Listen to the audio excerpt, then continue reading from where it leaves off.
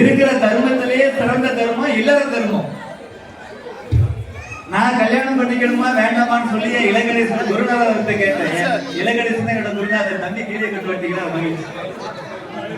நானும் அவரு போலவே கல்யாணம் பண்ணிக்காம இந்த நாட்டுக்காக வேலை பார்க்கணும்னு ஆசைப்பட்டு அவர்கிட்ட என்னோட விருப்பத்தை சொன்னேன். அப்ப கிட்டத்தட்ட 50 நிமிஷம் என் தோல் மேல தோல்ல கை போட்டுக்கிட்டு அப்படியே ராமகிருஷ்ண படத்துல நம்ம நாட்டோட தர்மம் குறித்து பல விஷயத்தை எடுத்துரைத்தார். ஒரு மனிதனுக்கு உயர்ந்த தர்மம் என்பது இல்லற தர்மம் தான்.